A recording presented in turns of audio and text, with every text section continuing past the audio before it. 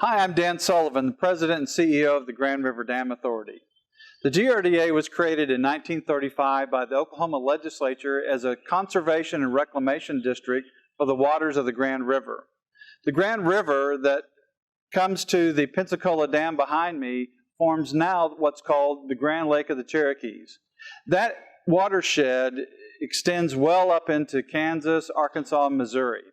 About a third of our watershed goes into the state of Kansas, and the overall watershed is somewhere around 12,000 square miles. What this program, Guard the Grand, is all about is in cooperation with the Environmental Protection Agency and other partners, we've received a grant that will help you understand the importance of what we all do has an impact on our water quality and the ecosystems that surround Grand Lake. One of the things that we really have been trying to accomplish through this program and other educational opportunities is letting people know that when you live in the watershed, what you do in your yard, in your home, and all around you has an impact on a greater area far beyond where you live. And that 12,000 square mile area culminates in water that comes all the way to the Pensacola Dam behind me.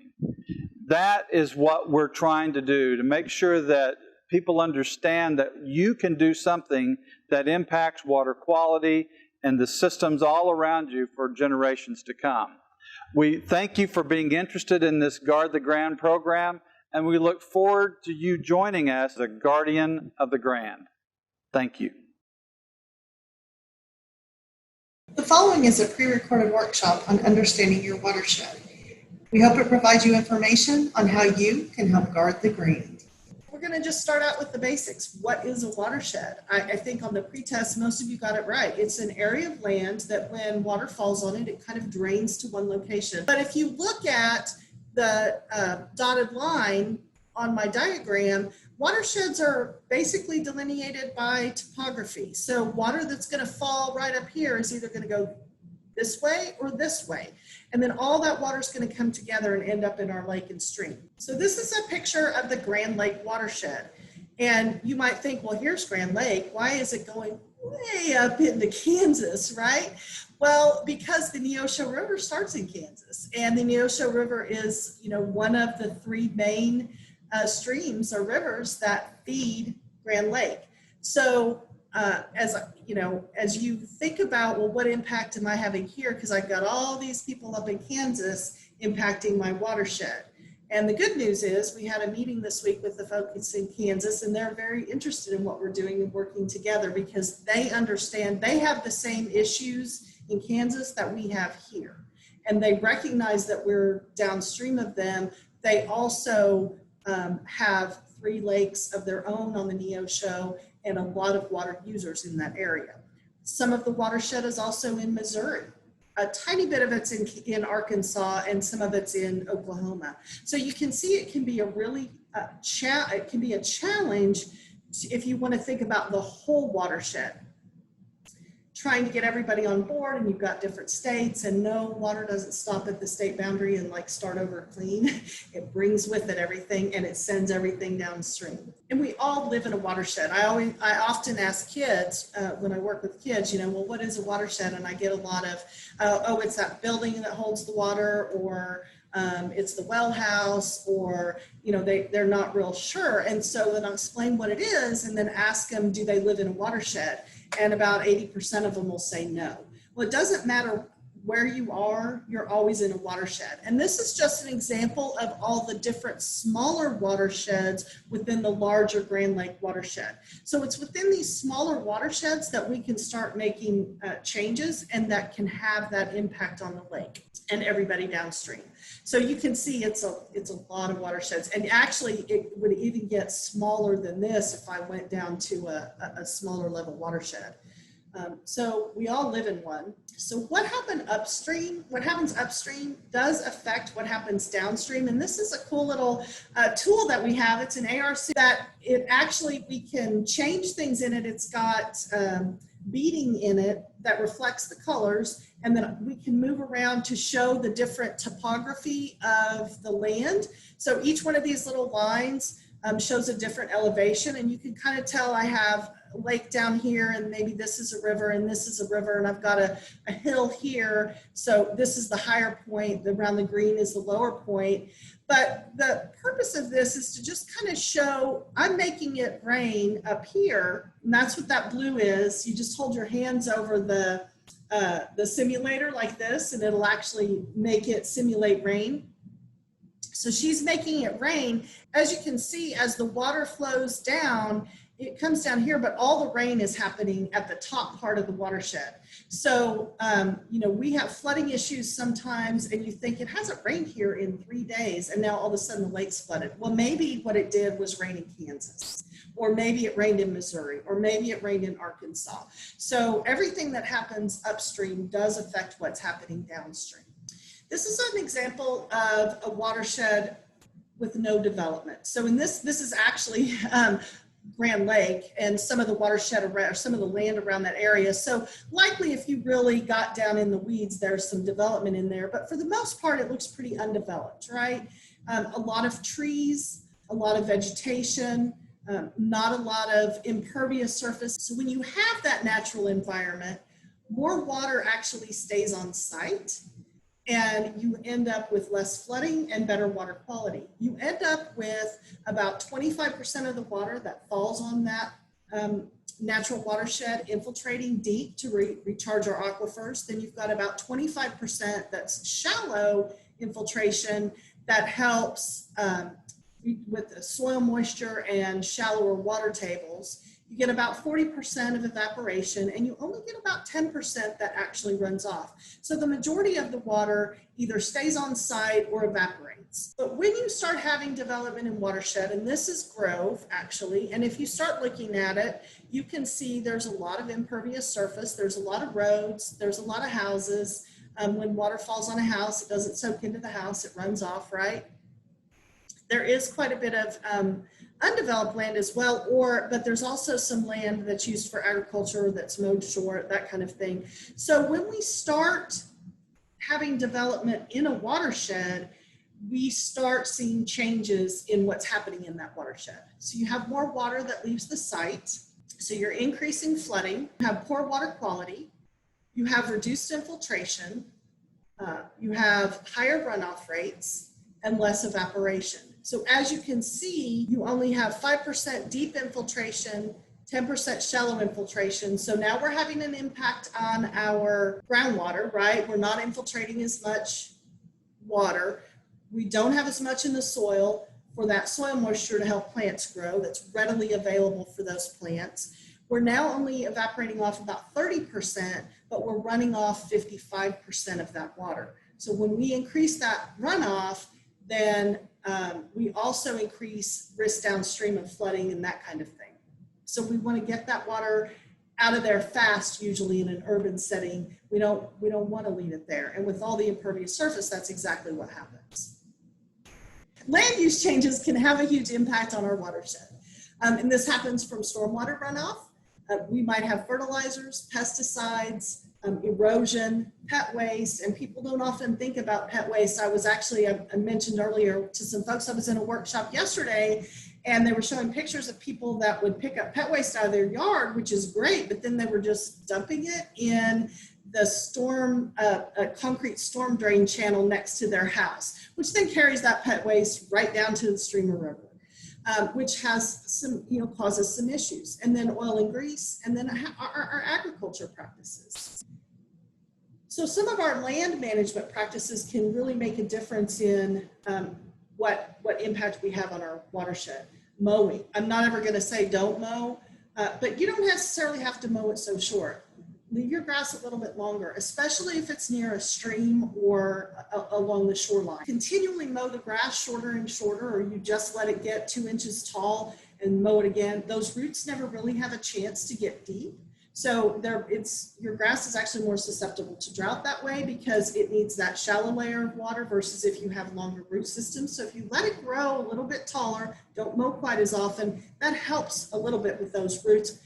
Not quite as much with Bermuda because Bermuda is a shallow rooted grass, but if you have any kind of native grasses on your place, that can make a difference.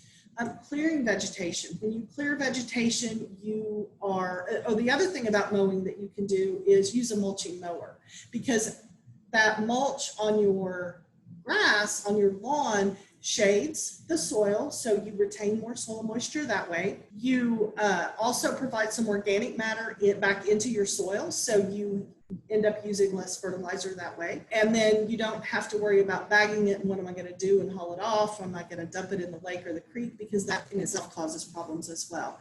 Then clearing vegetation. Do you leave it along the stream bank, or do you cut it completely away?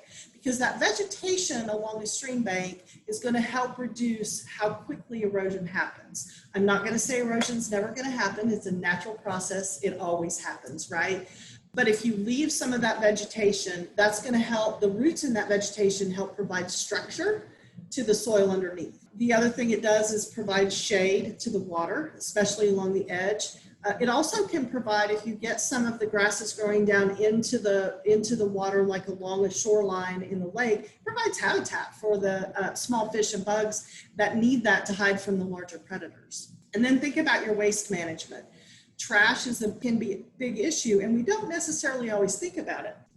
Every piece of trash that doesn't end up in the dumpster and carried off to the landfill, or is it composted, or is it recycled, could end up in the lake or stream. I was talking to the person that manages the Adopt the Shoreline program a couple of weeks ago, and he was telling me that in the 2 years the program has been really active, they weren't able to do things as much this year, but in the previous 2 years, they have picked up over 400,000 pounds of trash from around just the Grand Lake area. So think about that, because you think, well, it's going to go downstream or whatever. We've got issues with plastics now in our waters. And then I actually one time was collecting some tiny little macroinvertebrates that live at the bottom of a stream.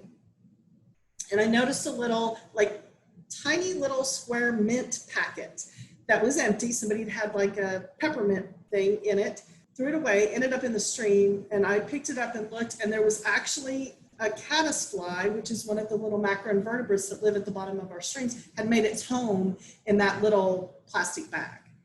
Now, it was probably not going to be very successful there, because it was likely not going to get the kind of food that it needed in that plastic bag. So even as small as that can have an impact on what's living in our streams. Think about your septic. Is it working properly? Do we have leaks? It can leach bacteria, it can leach nutrients. So maintaining proper septic systems can be important.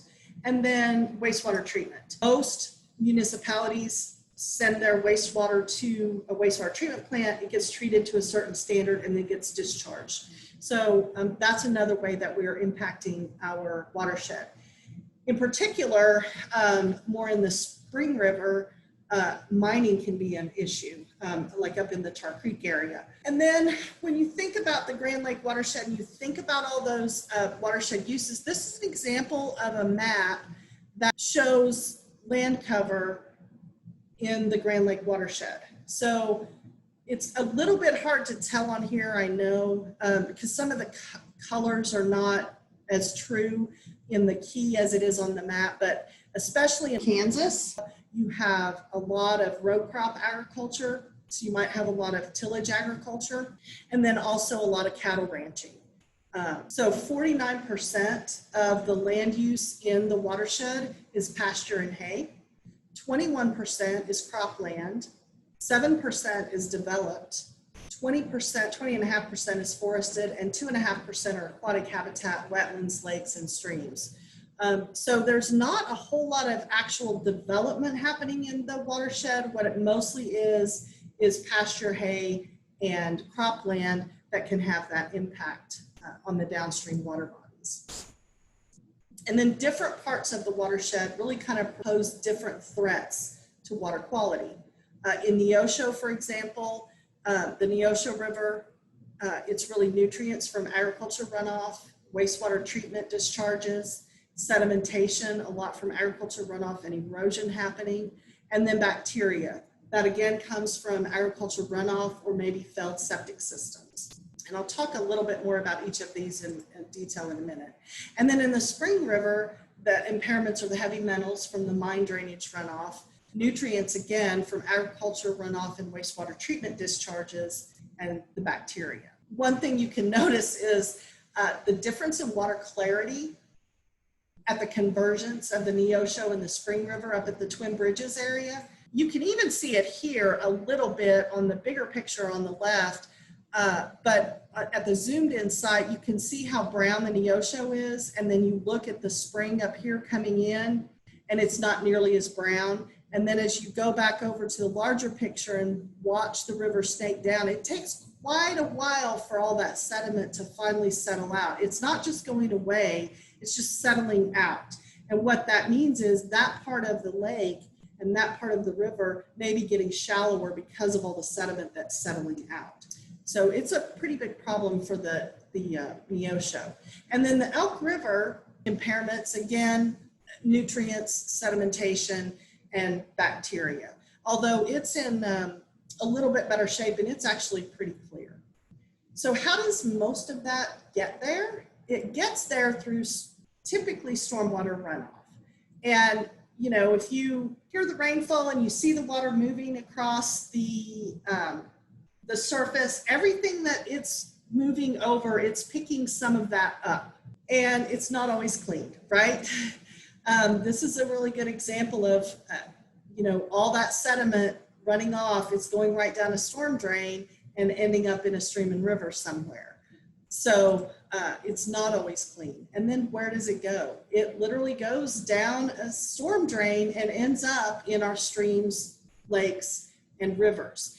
And in Oklahoma and a lot of the Midwest, our storm drains are not connected to our wastewater treatment plant. So if you've ever been in the East or you've heard about issues up in Philadelphia and that area, and even out in California along the coast in some issues where they have what they call sewage overflows, they have a combined system. So their wastewater and their stormwater go to the wastewater treatment plant and both get treated before they get discharged downstream.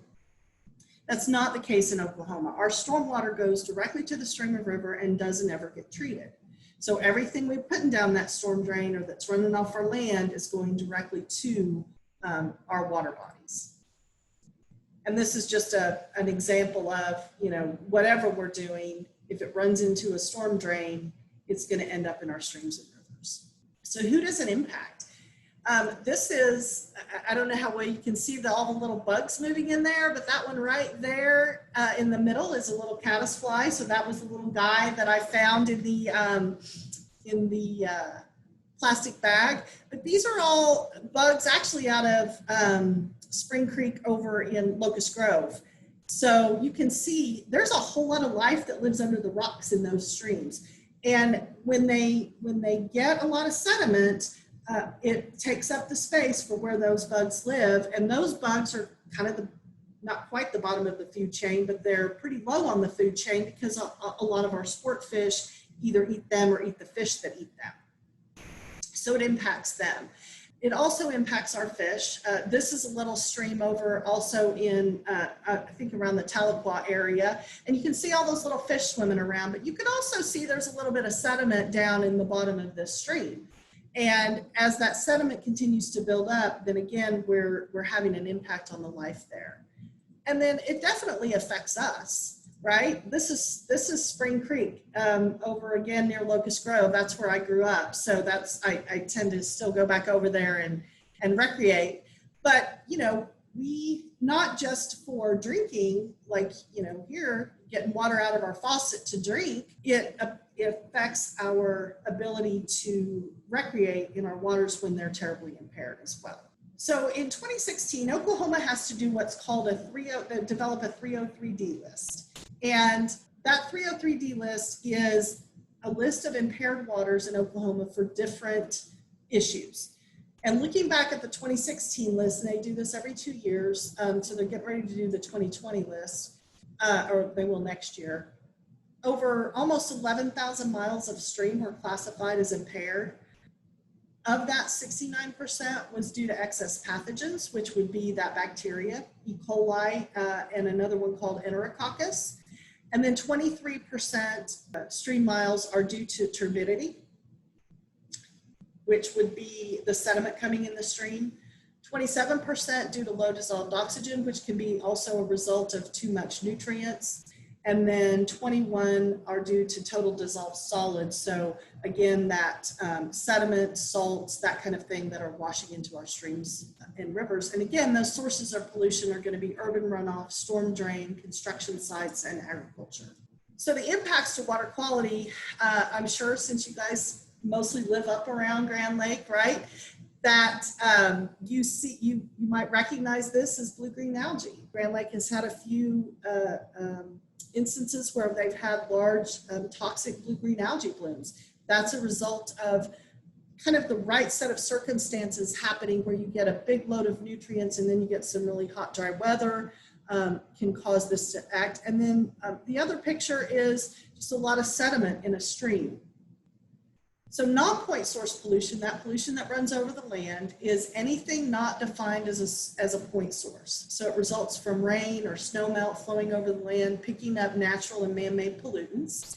And that's going to include excess fertilizers, herbicides, and pesticides. I can remember years ago, you'd watch the news and the weatherman would come on and say, it's going to rain tomorrow, you need to go put out your fertilizer. Well, that's not really how you do it, right? You don't want to put your fertilizer on right before a rain because you're wasting your money. It's all going to wash off the lawn. And if you over-fertilize, if the plants can't uptake the amount of fertilizer that you're putting on it, then that excess is also going to run off. So knowing the right amount is also important. And then herbicides and pesticides, the same thing that happens. When you get excess fertilizers, the algae is going to go great guns. Nothing else is going to do really well. And it causes some issues with dissolved oxygen and things like that. And then your herbicides and pesticides can have the same impact on good vegetation in the water for the herbicides, and pesticides can affect the bugs and the fish. So there's actually been instances of fish kills from too much pesticides somehow getting washed into waterways. Oil and grease can have an impact, sediment, salt, bacteria, and then that atmospheric deposition. So how do we manage stormwater runoff? It's a challenge.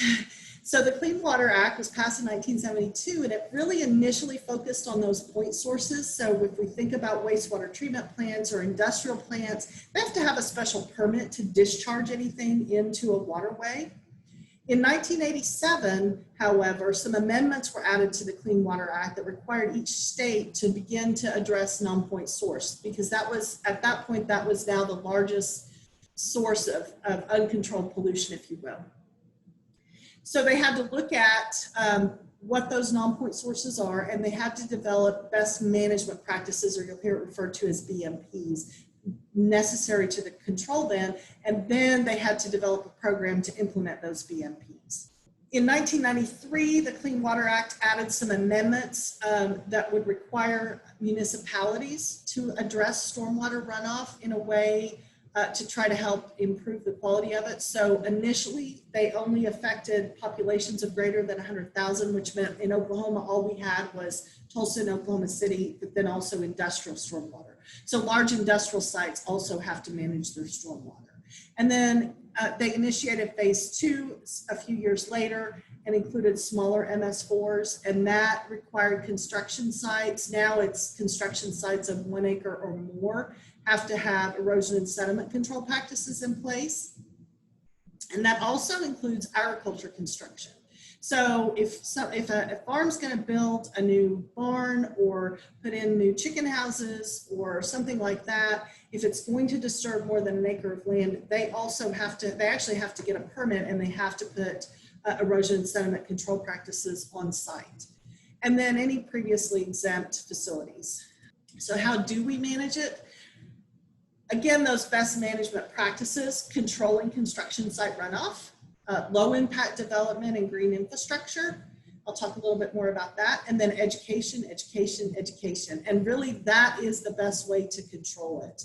For businesses, putting in best management practices might mean leaving some green space around your parking lot, changing your lawn care practices, minimizing your fertilizers and pesticide use, install rainwater harvesting practices, get a rain barrel, or you could do a large scale rainwater harvesting system on your whole building if you want to.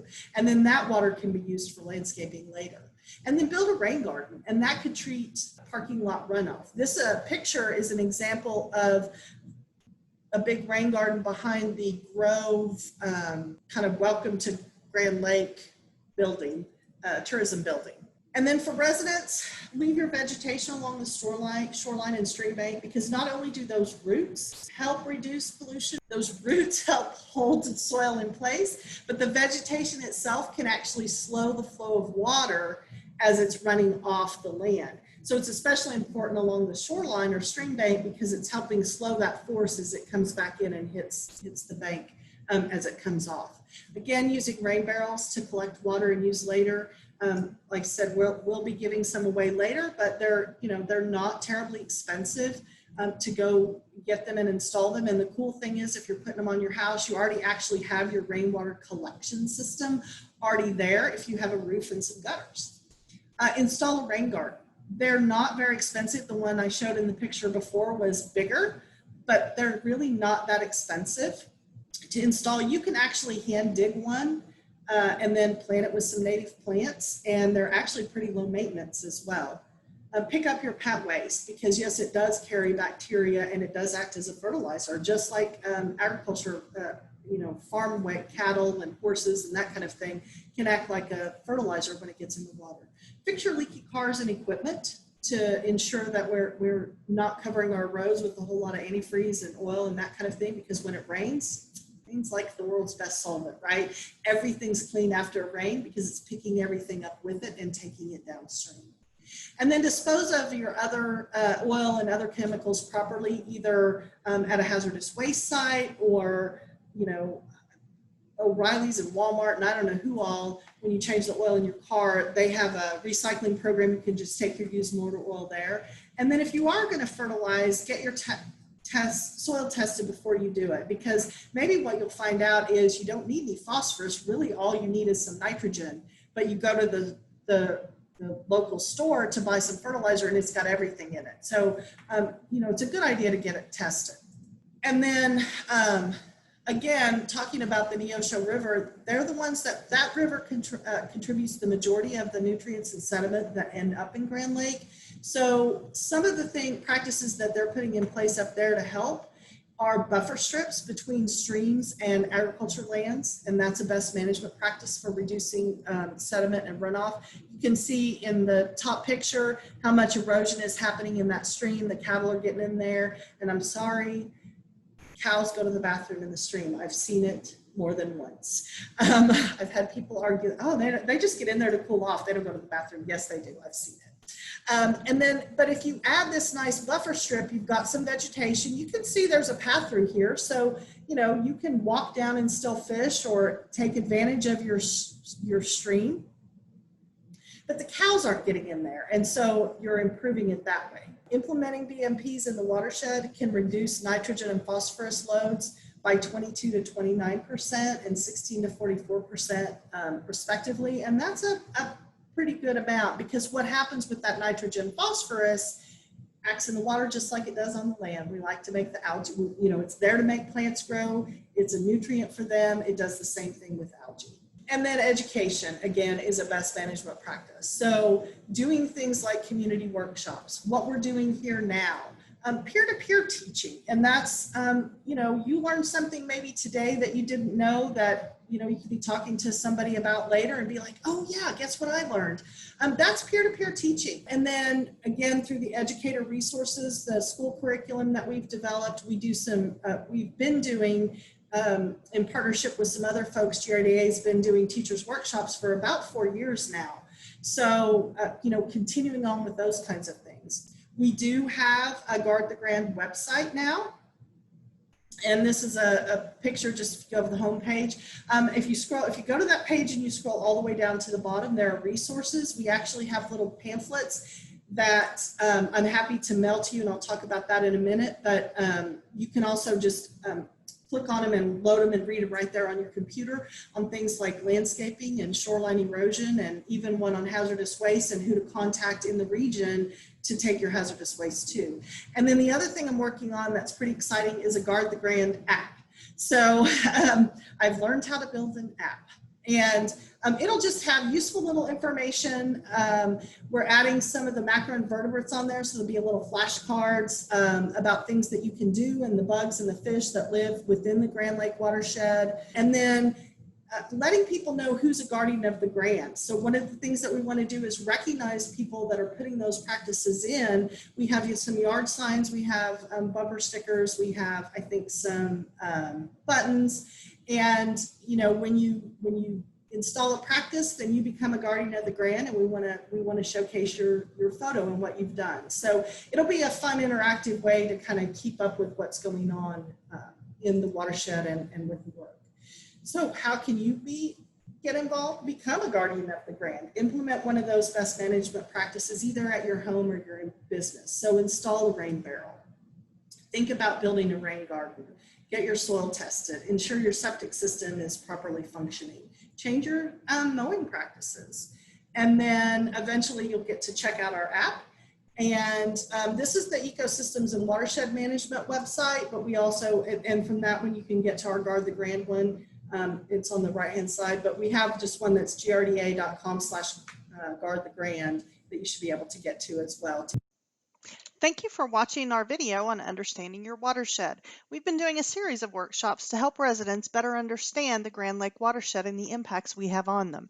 Other videos available are about the Adopt the Shoreline program and on boat and dock maintenance, landscaping for water quality and conservation, and septic system maintenance. For more information on the Guard the Grand program, you can visit our website at grda.com and look for the Guard the Grand link on the right-hand side. If you have any questions or want more information on getting involved, please feel free to send us an email at guardthegrand@grda.com. Again, thank you for watching, and we look forward to you becoming a guardian of the Grand.